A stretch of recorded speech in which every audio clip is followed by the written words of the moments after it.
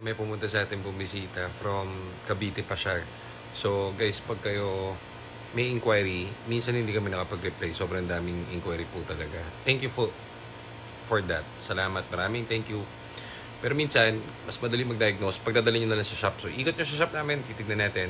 Mas madali. So si sir, hindi namin nasasagot yung inquiry niya. Pumunta lang siya sa shop. So hindi galing sa amin tong unit na to. Galing to sa ibang shop. Don't get me wrong, hindi ko galit sa ibang shop na doon kayo bumibili ng EcoSport. Okay lang yun.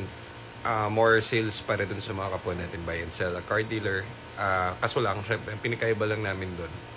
Mas alam namin yung andar, alam namin yung tama, yung proper, at yung legit sa takbo ng mga Ford, lalo na kung EcoSport, lalo na kung Fiesta, di ba? So, mas ano namin yan kasi mas marami na kaming experience sa ganyang larangan at marami na kami nabentang unit sa ganyan. So, alam namin yung proper na andar, tamang takbo, alam nyo na, yung mga basic, di ba? So, unlike dun sa iba kasing nagbebenta ng ganyang unit, di nila yan masyado kabisado.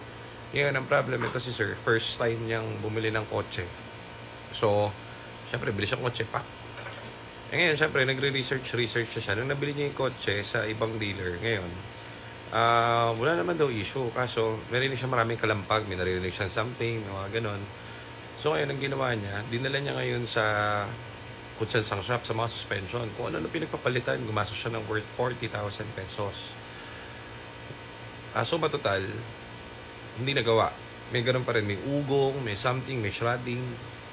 So, nagbaka sakali siya, dinala niya sa atin. Yung kotse niya nabili is parang a month pa lang, isang buwan pa lang sa kanya. So, binabiyahe-biyahe na niya naman. Yun lang ang problem, may shredding, okay naman, umaandar and everything. Ngayon, chinek up natin doon.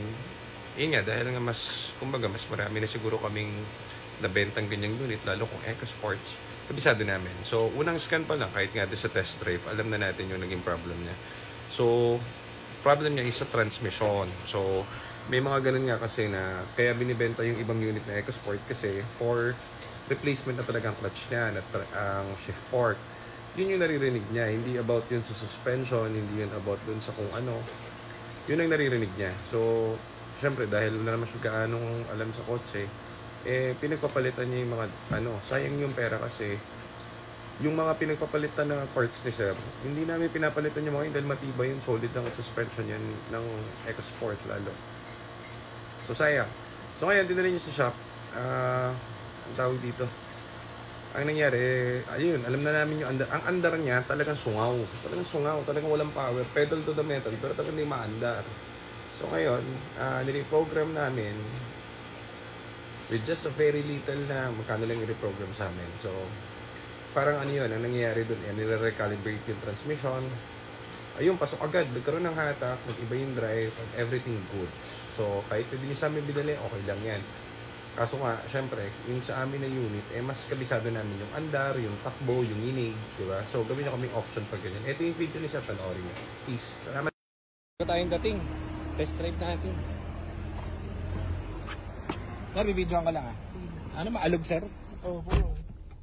Sir. Sunod Napalitan niya na yung mga dapat palitan, Yes, sir. Yung pati sa wheel bearing. Sabi kasi nung... Wheel bearing? Pati wheel bearing? O sabi, may problema daw doon, kaya pinalitan nila. Dalawa, harap. Sige. Tignan natin, kadalasan minsan kapag may nginig kasi, minsan sa trani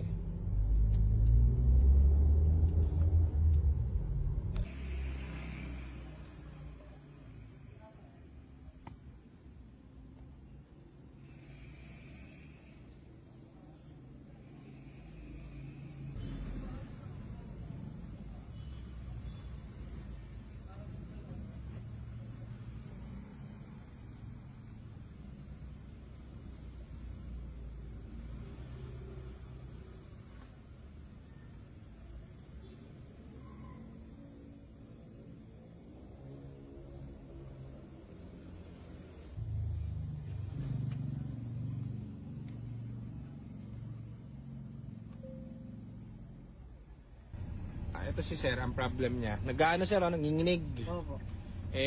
Kung saan niya na dinala, gastos siya ng mga 40k na sir, no? Opo. Gastos siyang 40k kung ano yung pinapalitan. Ano yung pinalitan sir? Bilo, ano? Yung bearing sir, tapos sinasim pang ilalim. Tapos Oo. ganun pa din. Ayun nga. Dito nireprogram natin. Umaanda na maayos. Meron na sir, no? Oo. May kagat na. Kanina kasi, ano to, yung patay, yung talagang pedal to the metal na, wala talagang power.